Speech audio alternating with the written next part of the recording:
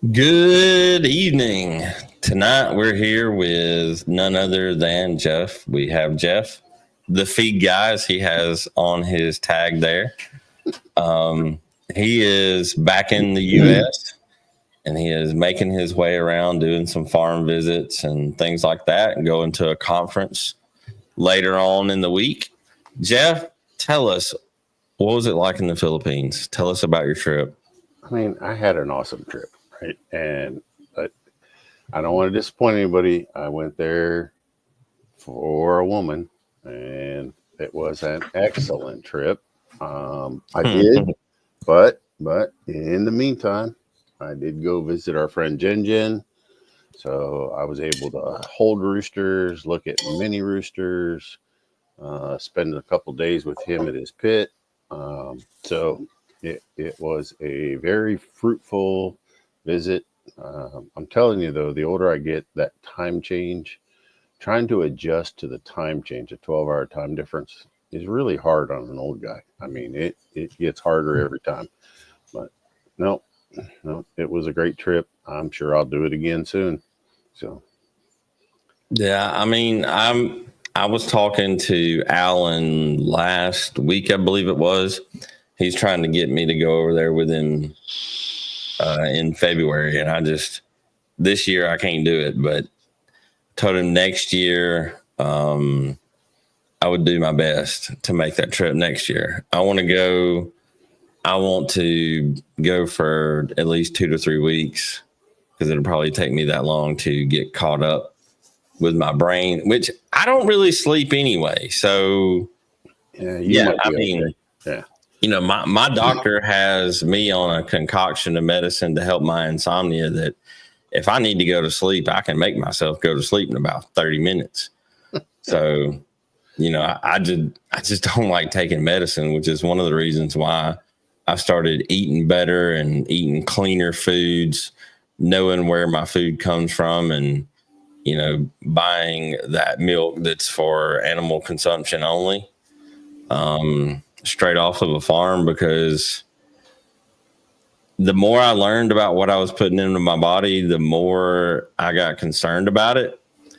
And that's largely in part actually your fault. You know, I like blaming stuff on other people. I'll take that. But until I started learning a lot about poultry nutrition a couple of years ago, I never really thought about the crap that I was putting in my body. And then, you know, I started seeing how the two relate. And it's like, well, you know, this ingredient's no bueno for a chicken. It's probably not good for a person either. And then, you know, it just all went down a rabbit hole. Let's see. So tonight we are going to do a open mic. Once the light on your head. Huh? What? I said once you start learning nutrition, and once you start, you know, your eyes are open to, you know, better nutrition, solid nutrition, it's kind of hard to, you know, it starts impacting a whole lot of your life, right? Not just your chickens. So yeah. And I will say, as a result, I've dropped like 50 pounds. And I will say my doctor is not like your typical doctors, which is one of the reasons why I went through so many and just didn't go to the doctor for a long time, because I avoided a lot of it. But he's pretty blunt. And when we first started talking, he was like, hey, if you lose 50 pounds, most of your health issues will go away.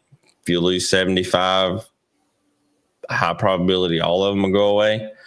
And he was right on the 50-pound mark. I got rid of that, and a lot of my health issues have went away. Good deal. I'm hoping to follow that pattern. Not that I have a lot of health issues, but yeah. You want to avoid it. It'd be nice to get off the CPAP machine. It'd be nice to, you know, a lot of that stuff. But so I got to tell you about a feed tag that I got today, and I'm not going to call this person out because I actually felt kind of bad for the person. You're going to give me nightmares, aren't you? There's a good possibility. Yes. I mean, look, we talk about feed all the time. There's a lot of people that don't even have the option to go to Tractor Supply. Yeah, that is true. So this is the green. It's the feed tag is green. The company that makes it is based out of Texas. Lone Star is the manufacturer. 14% poultry maintenance mix. A grain and protein supplement mixture for mature chickens. Okay. Yeah. 14%, obviously, protein. They're really excited about 0.6% lysine, 0.25% methionine. Their fat and fiber is 2.5 to 6.5. The calcium, 0.5%. Phosphorus, minimum of 0.4. And I'm like, okay. It's just a minimum feed. But it starts out whole corn. And I'm like, okay, we got corn. And I see Canadian peas, wheat Australian peas, maple peas, soybean meal. Then I see wheat mids, alfalfa, vegetable oil, cane molasses, grain sorghum. And I'm like, where is the sugar in here? Because with the cane molasses and the sorghum and all the other stuff, that's got to be a pretty sweet feed. Yeah. But like, that's the best that they could do. I've seen that tag before, and yeah, there's remote areas down in Texas that there's just nothing to choose from, right? I mean, nothing nearby, right? There's just nothing nearby. He was wanting. He said he'd just ordered a bag of Rapido, and and he wanted to know like how he needed to mix it. And I hated to tell him that he needed to mix it a little heavy. Yeah. I mean, the normal dose of Rapido will increase you just about 1% of protein in your total mix. Right. So, and he needs a double dose to get, to 16 and get those amino acids, right? But yeah, it's still not perfect, but it's better than, what it was. But yeah, I've seen that tag before, and it's not good. So yeah, he said that he feeds it to about 5 hens and a few roosters is what he was going to try the Rapido with that, and then keep feeding just that to the others. And I said, well, you'll notice a difference in a week. You'll notice a huge difference in about a month. For sure. But if he quits, his chickens are going to look at him like he's crazy. It's going to be like, what? What are you doing here? Right? So, like, I thought you loved me. They can smell it. So let's see. Actually, in what you just said about the smell, before I was using feed that has Rapido like mixed in it when it's made, they could tell if I changed what kind of olive oil that I used.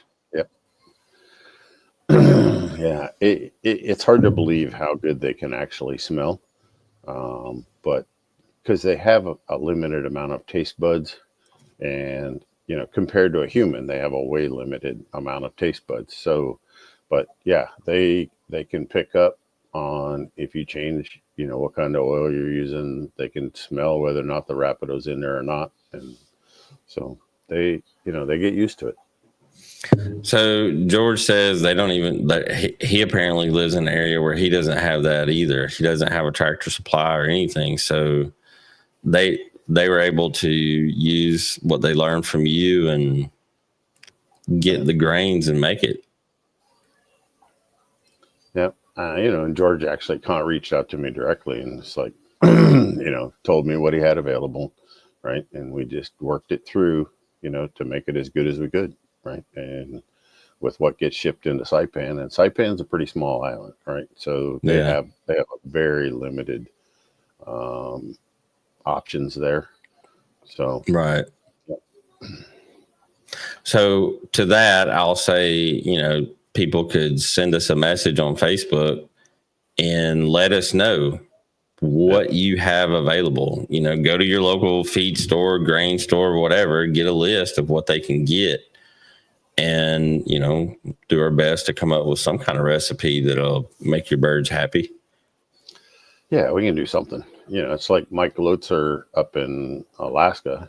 I put together a feed formula for him using salmon eggs, roadkill moose, fishy bear, bear that have eaten too many salmon in the fall already, and you don't Mm-hmm. want them in your, want to put them in your freezer, and so there's options. I mean, you just have to think creatively, and you can do it. I mean, it's I've made several rations for people up in Canada using bear meat, right? Because bear are a nuisance up there, and Yeah. the guys go up out of the U.S. to bear hunt, right? But they don't really want the meat; they don't take it back. So, the bear guide service, they get all the bear meat basically for free. Somebody paid for the hunt, and I was going to say somebody's actually paying them to get rid of it. yeah, yeah. So they just grind it all up, and we figure out how to mix it in with other grains and proteins, and make a balanced feed out of it. So there's lots of stuff to make feed with. You just have to think outside the box or the big box store if you want to look at it that way. But yeah, Right. there's options.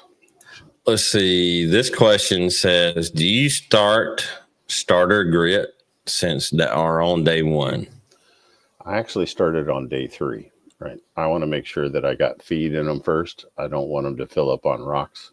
So I like to start grit on day 3 for chicks. Now, day 1 is fine, because you're not putting a huge amount out there, but you can start on day 1. Just don't put a large amount out, and don't, so that they fill up on it, right? I need to get feed in them first. Yeah. And but when people have a choice, I'll often tell them day 3, after I know that the chick's got a full crop, 2 full crops of feed in it, and then we start in with the grit. So. All right. And his follow up question, when do you go to grower and then do you go to layer grit? Most chicks will go to grower at around week 4. Okay. Now it depends on the breed Yeah. and the size of the chick, but Bantams won't. Bantams you're looking at closer to 7 or 8 weeks, before you're going to go to grower. But for all the game fowl I've seen out there, by the time they're 4 weeks old, you're going to be shifting over to grower grit. I mean, you want to be a couple pounds, right? No. They're only going to be maybe 8 ounces. So about 4 weeks in, yeah, they're going to be only right around that 6 to 8 ounce mark. But yeah, it doesn't take Okay. long. Yeah. And then when do you go to layer grit? So I'll go over to developer layer grit usually by week 10 or 12, somewhere in there. They're So usually you big do enough. it before they actually start laying, though, Oh right? yeah. Yeah, because most of those bags actually say pull it developer and layer. Yeah. And the particle size on that is like a 1/4 inch by maybe 5/16 long. And it's no bigger than a kernel of corn. So when a chicken's big enough to eat a whole kernel of corn, it's big enough to be on layer grit. That makes perfect sense. Yeah, it's whatever size they can get down, right? So you can put it out there. You can put out whatever size grit you want at any age. Okay. The Mm-hmm. chicken can figure out what it can swallow, right? And like my turkey customers, they're putting out grit that's a 1/2 inch wide and inch long. And we've seen turkeys at 10, 11 weeks old, choking that down. You can actually watch it go down the esophagus, right? And it's kind of a grotesque looking image in your mind. Yeah. But yeah, they can do it. They'll figure out, they know what size they can swallow. Okay. And they're going to get it down. So it's not like you're going to choke them on grit. And, so you can put a mixture out there, right? You can put some starter grower together. They'll figure it out, right? They'll pick out what they can eat and they'll pass on the big stuff till they're ready. And then you'll see them, they'll start picking out the big stuff. So I tested that out when I was first started making feed and grinding my own grains. And, at first I did not grind up the peas or the soybeans. I just, they're already small. And I was seeing at what point the birds would start eating them. And they do like to pick the bigger of what they can handle. But they, until they were several weeks old, they did not eat the soybeans. And so that's why I actually started grinding them up just to see the difference and how it affected the birds. And yeah, it's pretty huge. Yeah, they can figure out what size they can take down. So I don't worry about them, especially with grit. They can figure it out. It's amazing it doesn't seem like they have any intelligence at that age, but they've got some pretty good instincts that they're born with. They know what they can handle, right? So and you think, oh, it's a chicken. Their head is this big, their brain's tiny, they're stupid. But I've seen different situations where they were smarter than the humans that were taking care of them. Yep. Which, I know sometimes I was gonna say sometimes that's a stretch too, right? Yeah. Lewis says, will feeding a brood cock 2.5% calcium for 3 or 4 months out of the year form calcium crystals? Are calcium crystals visible? Reversible is what he meant. Reversibles, I think is what he was looking for. Yeah. So, you're going to start to get some calcium buildup on the renal tubes and the kidneys. But, for 3 or 4 months, it's not a problem. And then if you get them off of there, till that breeding season comes around again, 8 months later, they'll be in fine shape. You'll be okay, right? And yes, it is reversible. They will dissolve over time and the kidneys will clean themselves out again, and the buildup in the renal system will go away. And so I don't worry about it only for breeding season for that 3 to 4 months. Because I realize that you're going to have them together. They're going to eat the same feed. There's not really a realistic way to feed 2 different feeds in there. So I get it. And, that's perfect. If once you get the cock separated and you can get him back on a 1% calcium feed, he'll be perfectly fine. So especially, for the guys that are using a little bit of vinegar in their water, that slight acidity will help reduce that calcium buildup in the kidneys. So that was actually the next question that I had was about apple cider vinegar and using it year round with the birds to help flush out the kidneys. Yeah, I like it year round. Now, look, I've said this before. I'm going to say it again. I'm going to say it a different way today, right? So if you go to Walmart or a pool supply place and you pick up some of those litmus pH test strips, you can check what your water pH is that you're serving the birds. Okay? Right. Now, ideal pH for a chicken is between 6 and 6.5 pH. Okay.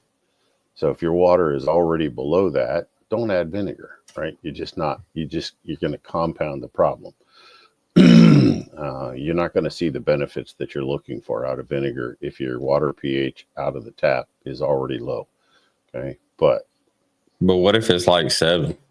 Yeah. Average well water is 7 to 7.2, right? Water likes to be slightly alkaline. So it tries to get back to neutral, which is 6, 9, or 7. It's not uncommon to see water, especially if there's a little bit of calcium in the water or something like that, to be at 7.2, 7.3. And that's where, adding the vinegar will make the difference. Okay. But just to throw it in there because I said so, or somebody else told you to do it, may or may not help you out. So you know, just look, pH strips, litmus paper pH strips are pretty cheap, right? And if you keep them airtight, you put them in a decent place, you can, you know, you'll have them for years. Um, you know, pull them out periodically, check, you know, add the vinegar and, or add the apple cider vinegar and then check it and see if you're in that 6 to 6.5 range. Your birds are going to really thrive if we can get slightly acidic, you know, down around that 6 pH range. Their digestive tracts are much more efficient and healthier in that pH range. Okay. So there's a whole lot of other benefits that can come to hitting the correct pH. So it's pretty cheap. I don't know. I haven't bought pool litmus pH test strips for, you know, 15 years. So I was going to say that I actually bought some a couple of years ago to test my water. And I want to say there was like 100, and they came in a round container, like a pill bottle. Yeah, they usually come in a round tube. Yeah, it was a round tube. It was black to keep sunlight out. Yep. And I mean, they've been outside, got rained on, and it still did not get inside and affect the paper. And it was like $14 or $15 for them. It was not very much at all. And that even sounds like it's on the high side, because I'm pretty. It was sure 100 of them. Yeah, but I think you can go to Walmart and get a tube for probably like $6.95. So Probably, depending on where you get them. But look, these are all tools in the toolbox. You know. Yep. Apple cider vinegar going to make a big difference for you. It might. But instead of guessing, you know, look, just check the pH of the water, and it's pretty simple. You know, anybody can do it at home. But, you know, worst case scenario, if you got broodcocks in all the time and you're feeding a layer feed that has a higher calcium, yeah, if you give that apple cider vinegar, it's going to make them drink more water, which will help flush their kidneys out, yep. which will help get that calcium out of their bodies. Right. So they will benefit that way. Yeah, you can actually go lower. The commercial poultry world likes to run their water pH down around 4.5 because they find that they have less coccidiosis, necrotic enteritis, and other digestive health issues when they run that lower pH, and they get a little bit better bounce on feed conversion. So periodically they'll run, you know, they're buying bulk powder citric acid, and they'll add it, you know, they'll mix up a stock solution and they'll run that through the water. But again, they're doing it, they're checking the water pH before they make that change. Right. I also see them running buffering agents, you know, sterilizing buffering agents. When the well water is below 6, they'll actually go the other direction. So there's ways to correct in either direction once we know what the water pH is. So I've actually seen some commercial houses they'll get apple cider vinegar by the 55 gallon. Yeah. And they'll periodically test the pH of their water, and they'll adjust their line mix, and they inject it into the line with the water all the time. Yep. Let's see. How much grit do you give, and is it the same amount for all stages? Yeah, actually, Kona, I like to see grit as 1 to 2% of the grain mix consistently, like all the time, right? I mean, I see a lot of guys trying to spoon feed it, like they feed it twice a week or they feed it 3 times a week. It's just way better to just somehow incorporate it right in with the grains and the feed. And, you know, I like to see it in there all the time. So just from my observations and on a little bit of data collection, I'm finding that like a full size, a full-size cock or a full-size hen will eat between 1.5 and 2 ounces of grit per month. Okay, per month is what they're going to want right now. If they've never seen grit before, they're going to eat that in the first 2 days. Okay. Yep. Just to get the gizzard caught up. If you guys ever have a bird die or or you're going to call some, open up the gizzard and take a look. But I can say, if you want to see them sometime, remind me, Carrie, when I'm not traveling, and I'll send you pictures. But poultry's gizzard, whether it's a sparrow, a broodcock, a turkey, I don't care, right? Duck, goose, should be, when you open it up, it visually should look like 50% grit and 50% feed and forage. Okay. So that's how much grit they're carrying around in that gizzard. Now, I will say, if you decide to process your own turkey, you'll want to make sure that you take the gizzard out. I didn't. I forgot that step. And when my wife was cutting up the turkey for Thanksgiving, she cut into the gizzard. Uh-huh. And when that happened, she goes, "What is this?" And I was like, "It's oatmeal." But it looks like oatmeal with rocks in it. Yep. So, and it should. That's what it's supposed to look like. So, all right, let's see. Christopher wants to know any key supplement to add to meat chicken feed to make them heavier, faster. I got some suggestions. Well, the vinegar is definitely going to help. I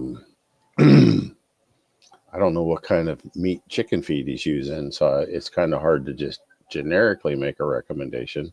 Yeah. But most of the off-the-shelf meat bird feeds or chicken feeds are too low in your amino acids. And a lot of them don't have probiotics added to them. So that's where I would start looking right there. Right. Go from there. I was going to say that to check the fat content too. Yeah. For a meat bird, you should be around 8% at least. Yeah. And for me, when I grew out some Cornish crosses, I mixed some stuff in with their feed, but I used a good bit of olive oil to help boost the fat and get it higher.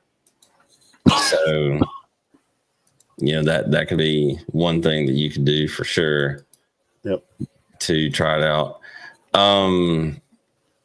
But yeah, so Christopher, if you could post a feed tag somewhere and tag one of us, or send a picture of that feed tag to rapidoroosterusa@gmail.com, we could give you a lot more accurate information on that.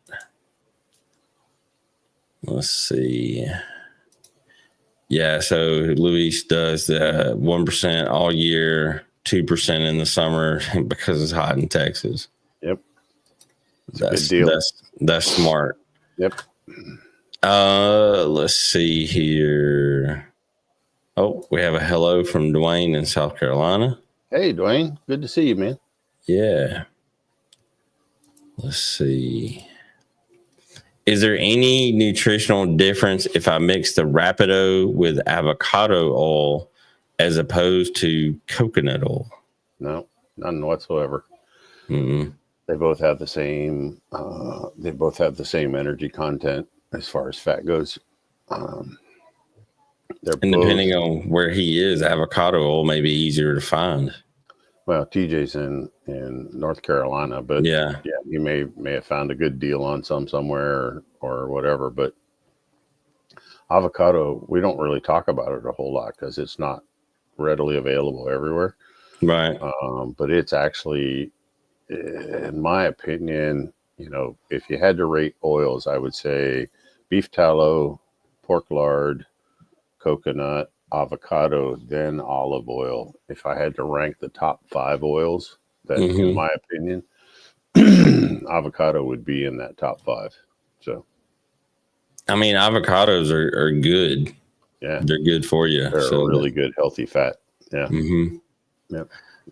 Corey says he feeds 1 pound per 50 pounds of feed mix. That's spot on. Yep. That's perfect. Let's see. All right. So I'm going to post the email address for him.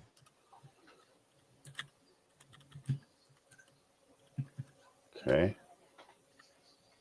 If anybody, you can send us the stuff there. Also, the Rapido Rooster page that people have been going to for years and years, Facebook decided that they did not like it, and that page was shut down. We found out about an hour ago.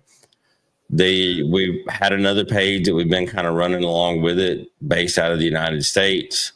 And I just posted the link to that should go to Facebook, YouTube, and into the chat here, to where you can go there and like that as well. That page is based out of the US. The other page is based out of the Philippines, and we have been having a lot of problems with that. So there's that. TJ says avocado is cheaper here. Okay. Well, if it's cheaper and it's also better, then definitely do that. That's awesome. I use the black rectangular half-gallon water cups. Me too. What size piece of copper would y'all put in it? I can tell you what's in mine. Yeah, go ahead. I have a 3/4 inch coupling in my half-gallon water cups. And I can say that since the high here has been in the low to mid 20s the last few days, by 10 o'clock in the morning, there was enough sunshine to get the top layer of ice off. I don't know what it is about having the copper in there that maybe it made it where it didn't freeze as much. Maybe it was a copper sulfate. I don't know.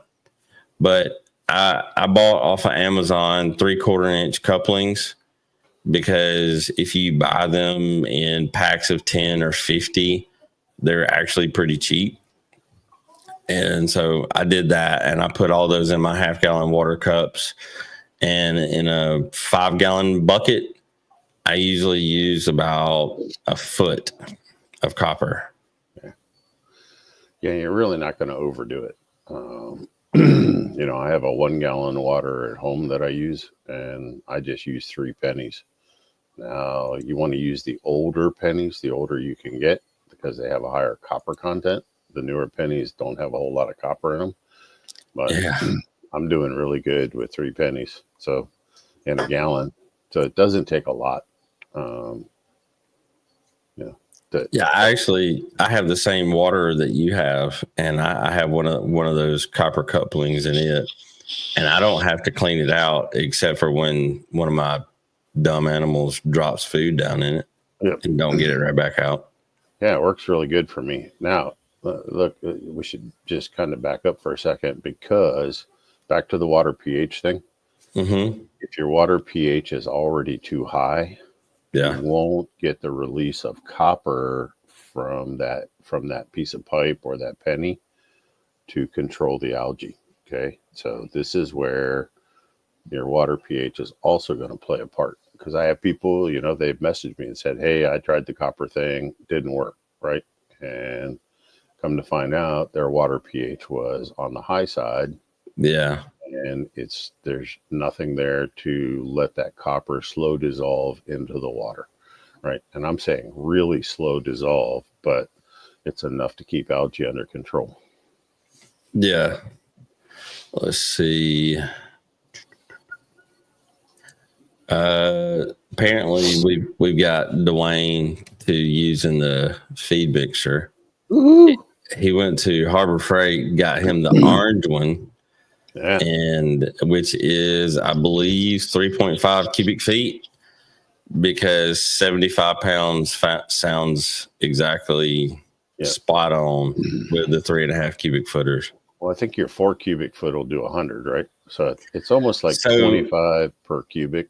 Yeah, it will do 100, but it'll make a mess. It'll want to come out the front. So I just did.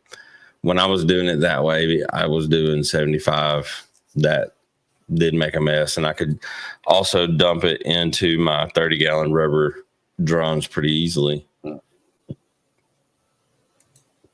Let's see, TJ says, I use new pennies to keep the algae away personally.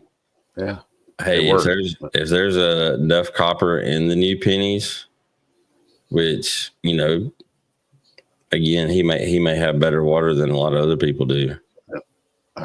Well, and I was using the new pennies now. I have the same 3 newer pennies in my water for the last year, probably over a year. So they're really pitted and corroded, and they don't have the copper look to them anymore. They're starting to silver out, and so starting to see the nickel or the zinc or whatever else is in there, you know, and they're losing their copper color, right? And that means they're doing their job. Yeah, my water pH at home is 7, so you know I get my water tested periodically, so I know where I'm at.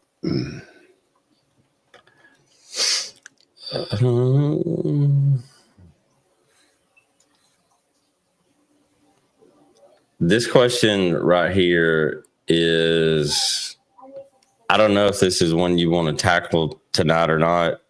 We've got 20 minutes left. Okay. But I've had this question come across a couple of times. And can you explain the correct way to line breed, and why is it important? Okay. So if you're starting with a new, it doesn't matter whether you're starting new or you're not starting new, but you know, if I got a new trio, right, supposed to be all hatch or all Kelsos or whatever, okay, so I want to purposely line breed those, okay, and this is going to be, you know, son to mother. So first you're going to do your first year hatching with the trio, right? You're going to hatch those out. You're going to raise those chicks up. You're going to call for the defects that you see in those chicks, you know, all along the way, right? Whether it's curly toe, duck toe, you know, rye tail, whatever you're calling for. Okay. You make your own, what you want your breed to be is personally up to you. But okay. So you call for the defects you don't like. Then once they're 6 months or so old, or even, you know, once you get around to that next breeding season, like you're going to take your best stags and breed back on the mother. Okay. And you're going to take the best pullets out of that group and breed back to their father. Okay. And that you're going to hatch out of those. Now you can still do your original trio mating, but the line breeding is going to be father-daughter or mother-son, right? And if you have enough of a selection, you can actually go brother on sister. Okay. Now, usually brother on sister happens like 3rd or 4th generation down. So then you're going to do that again. I mean, you're going to do that. That's going to be your second breeding season, is going to be your line breeding from parent to offspring. Okay. Right. And you're going to hatch those out. And the reason you're doing this, okay, and this is where it gets really scary, okay, you're going to get some really ugly stuff out of those hatches, okay? So what the line breeding is doing is it's showing you, it's going to push out hidden traits that you wouldn't otherwise see, right? So again, you're going to call hard, right? You're going to get rid of that junk. You're going to get, so the ones that come out that look good, they don't have a lot of weird stuff and defects, you know, something that you would consider good. That's when you really would consider going brother on sister. That's your next generation of line breeding, right? You can still go, you can take them back to, if you still have that original cock or that original hen, now you can go back to grandparent, hatch those. You can go brother on sister and hatch those, right? And every time you do this, you're going to push out the junk genes, right? You're forcing the genes, the hidden gene traits out of that line. So this is a process that's been used by the really old, long time, you know, breeders for a long, I mean, this has been going on for more than 1,000 years in many species, not just chickens. Okay. You're forcing the bad genes to become, to come out, and so that you can clean up the line. Right. So, and then every year you're going to be doing something similar to this. You're going to be going back, a generation, and you're going to continue doing that. Right. Now, look, after the first year, some guys get scared. They bring in new blood. Right. And then, or second year, they bring in new blood. Okay. You're not cleaning up your line. Anytime you buy outside birds and bring them in and introduce them to your breeding, okay, you're not doing yourself a favor. If you want, I've been told you're starting over. You are starting over. Okay. Now, if you really, really, really want to clean out a line and get rid of the defects, and you want to get birds to start looking like when you start hatching after, 3 or 4 years after doing that line breeding, okay, you should get really good uniformity. Like all the pullets should come out looking the same. The amount of defects that you're seeing are going to be much less. Okay, so you're going to have a larger group or a larger pool of offspring to choose from, taking them out to that 6-month mark when they're fairly mature, to where you're then going to be, selecting what you really want. Now you're looking, and this is when you're going to start working on conformation, color, high station, low station, medium station. You're going to start picking. This is where, you're going to start choosing the birds at this point for, taking it to the next level to get that overall size you want, body conformation that you want, feather color, all that stuff. Right. But that first 3 years is going to be really ugly. Okay. So, and everybody gets scared. Right. And it's not just game fowl breeders, it's other poultry breeders, it's other breeders. Okay. They see this really ugly stuff coming out and they think that they failed. No, you didn't. Right. You're just cleaning it out. You're cleaning out the gene pool. Right. And you got to stay with it. Now, if you don't have the dedication to do that, then don't line breed, because you're not going to be happy. Okay. I've always thought of it as you get a trio or whatever, and in your mind those are good birds, but you don't know until 2-3 generations down the road. And if you hatch as much as you can off of those birds and do it back, like you said, you see a lot of crap. Yep. And if you cull the crap, then you're doing that's what makes that your birds. Right. That's what makes them yours, is when you cull the crap and you clean it up and make it back to what it should be.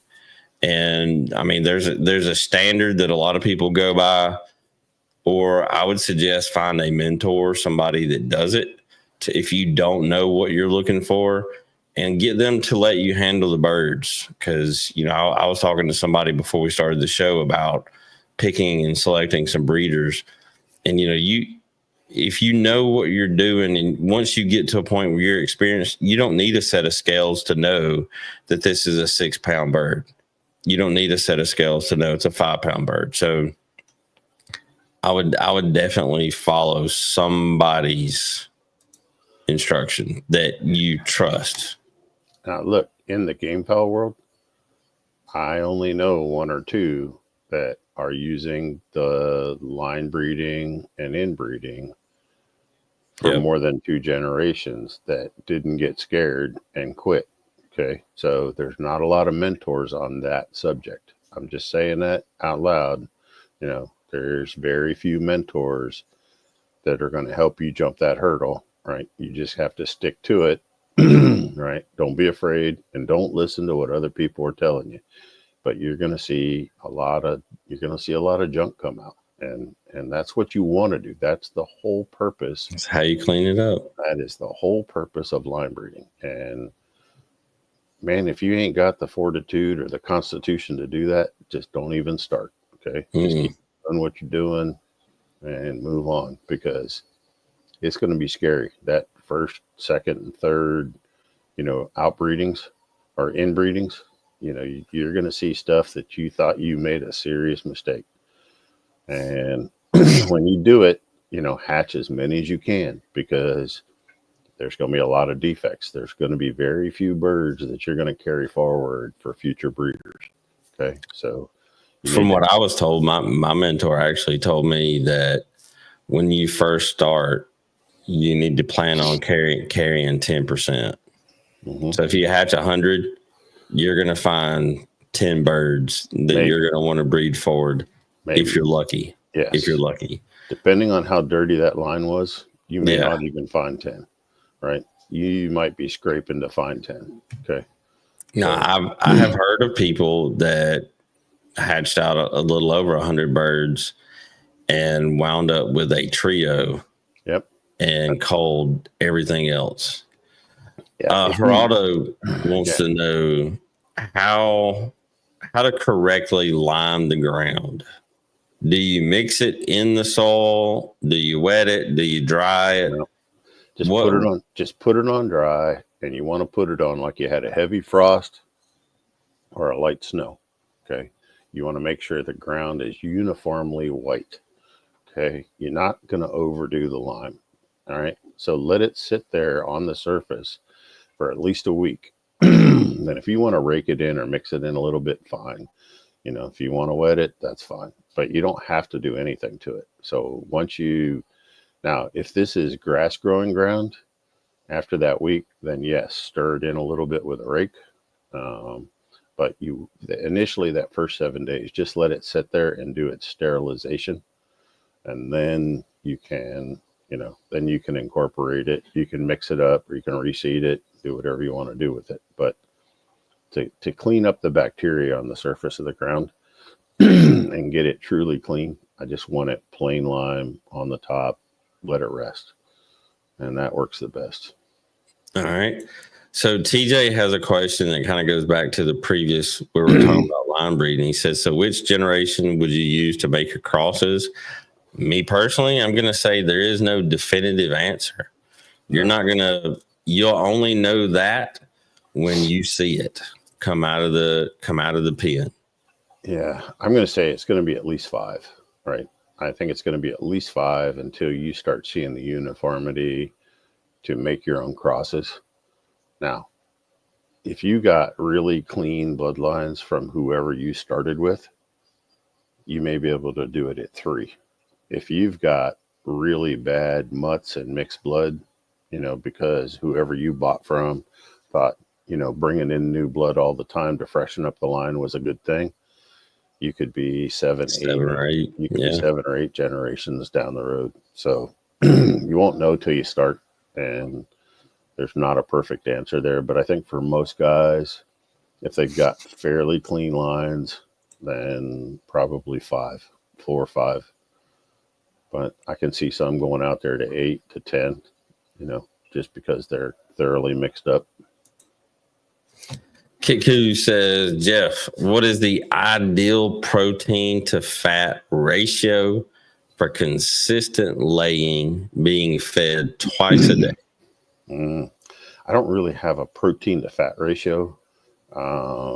Protein, I got to get 21 grams of protein into the chicken, right? So we have to do some long math, but if you're feeding 4 ounces, 0.25 times 20%, I don't have my calculator open, but if we do the math and break it down to grams, I'm actually looking at how many grams is going to go into that chicken. So let's see. What do you need calculated? I got mine open real quick. Yeah, 0.25 times 0.2 is 0.05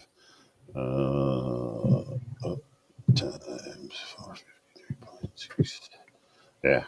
So a 20%, 4 ounces of a 20%, protein feed gives you 22 ounces or 22.6 grams. So that'd be a little bit heavy. Usually about 3 ounces of 20% fat. I want my fat and my fiber to always be within 1 percentage point of each other. And I like them both to be above 5 or higher. So I'd like to have a 5% fat, 5% fiber. And then, the protein is going to be based on how much the bird's eating, based on your climate. Because, in Carrie's neck of the woods in Alabama in the summer, it's hard to get more than 3 ounces of feed into a bird, right? So, I need to get, that's where that 20% is going to be pretty important.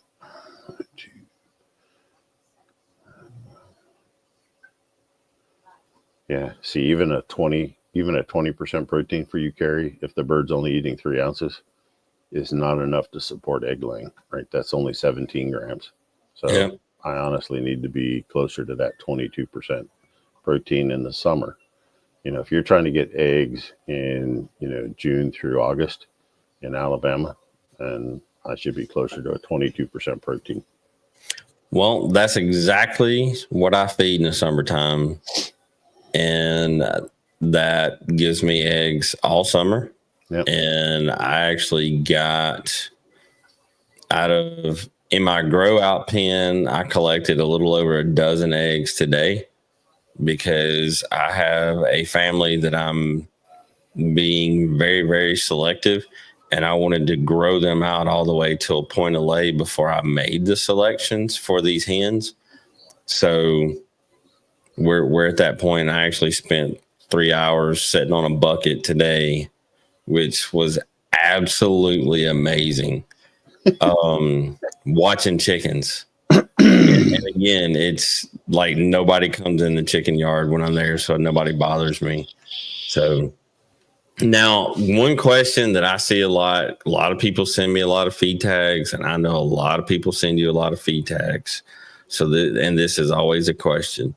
When your fat and fiber is not together, because you'll see a lot of times where the fiber, they'll put the stuff in the feed to make the fiber be up around 5.5%, 6%, even 6.5%. But your fat's going to be at like 2.5. Right. And fat's expensive, right? Just Fat's so everybody expensive. knows, to buy oil, all you guys that are mixing Rapido and buying oil, oil is not cheap, right? So feed companies are the same way buying. So to buy feed grade fat is about 90 cents a pound. Okay. Mm-hmm. So, and to move 3 points to increase 2.5 percentage points is 50 pounds of oil. So it adds almost $50 a ton to the manufacturing of that feed, which is about $1.25 a bag, at the store. And People are cheap. They don't want to pay it. Right. So if there's $1.25 difference on feed, guys that don't know any better about fat and fiber, right, they're going to buy the cheaper feed, right? And they don't know what they're missing. But Hey, here's a suggestion for a show coming up like in February at some point. Let's actually do a show where we have a PowerPoint and break down that math, where we talk about the cheaper feeds, all the different stuff you need to add and to get it to where it needs to be versus buying the better feed. Just buying the better feed. Yeah, let's do that and talk about the consumption and all that good stuff. Okay, it'll help some folks out. Yeah, they aren't going to believe us, but we can tell them. Well, I mean, I had to learn the hard way too because I didn't want to believe shit. I mean, we were talking about fat. I thought you were going to have a show about how we like fat chicks. Well, we don't. So no, okay, all right. All right. Hey, some of us do. Come on. I mean, I like them thicker than a Snickers, but I don't want the suspension in my truck to have to get checked out when they get in. All right. All right. So is there a starter or a grower feed that you recommend, or should you make your own from Kona? Yeah. I mean, there's a couple out there that aren't bad. I hate recommending commercial feeds, but I would tell you that of the feed tags that I've read, Kona, I think a Kalmbach 22% that's non-medicated, I could put my seal of approval on that. And I mean, you can get one from Carrie, and that's pretty close in price actually, but then you got the shipping. So I don't know where Kona's at to give him a good recommendation. But they're not all over the place. I think Kalmbach is currently emerging as probably one of the better feeds. Yeah, that's what I was afraid Kona was going to tell me is Hawaii. So I don't think Kalmbach is being imported to Hawaii yet. So It's not. Yeah. I don't know of a good one in Hawaii, Kona. I honestly don't. Yeah. So Okay, so I'll say this, and I'm going to speak on this because I actually have some feed tags that was sent to me recently from my collection. In Hawaii, there is a brand called Farmer's Best, and it is made in California and is shipped to Hawaii. But like they're now, I'm not going to say they're amazing, but I've seen quite a few different feed tags from Hawaii, and theirs are some of the better. Like this layer pellet, it only has 1% lysine, which is a little low, but it does have half a point of methionine. Now its fiber is at 6, so it's got some stuff in it, and it has soybean meal. This one has grit already in it. It's got barley, wheat, sunflower meal, alfalfa pellets, and a whole list of vitamins, E, A, D, copper sulfate. So it's got a lot of stuff in it. So does it have stabilized rice bran in it, Kerry? Does it say? I want to say... Or does it show DL-methionine added separately? It does show DL-methionine added separately. I mean, the stabilized rice bran should be up there at like ingredient number 4, 5, or 6. Yeah, usually it's on the top line, and I don't see it even on the top 3. Okay. I was just but it does have added. Farmer's Best does add methionine, which is why it's exactly where it should be for theirs. There are some other game fowl feeds that I've seen out there. Like they have a high fly mix that for wintertime feeding is not bad. Trying to think, there's one out there that is KAHUKU Gamecock mix. It's extremely low on pretty much everything except fat and fiber. It's got 5.75% fat, 7.5 fiber. It is a 16.5% protein, but the lysine 0.3, the methionine 0.14. So it's got a lot of the stuff except for the amino acids, which are some of the more expensive ingredients in the feed. Yeah, you're not going to be real happy with that. No. But it looks pretty. Let's see. Oh, here we go. I was able to get Tigro with Chino, and he got some of his feed, and his roosters have never felt better. I'll stand behind Chino's feed all day, every day, because I did the feed formulations and I know what goes into it, right? And I know the work that Chino put into making those feeds. Mm-hmm. Yeah. They are top shelf. This says, I wish I knew Rapido earlier. This is the first season using it, and it's amazing. Good results for my chicks in the brood pen. I mean, and I will say that there actually may be the Show Pro feed distributor in California soon. Good deal. I've been talking with a guy that ordered 4 tons from me last month, and he called me earlier and wants 3 more pallets. So I'm going to try to talk. He has a rather large farm, but he also does some distribution for some cattle products. And we're going to talk about getting this in his store too. Good deal. All right. Well, if nobody else has any other questions that they want to throw out there to us, that's all we have for tonight. We're just over our 1 hour, and that was our promise. We like to keep it at an hour. It was a good show. Good question.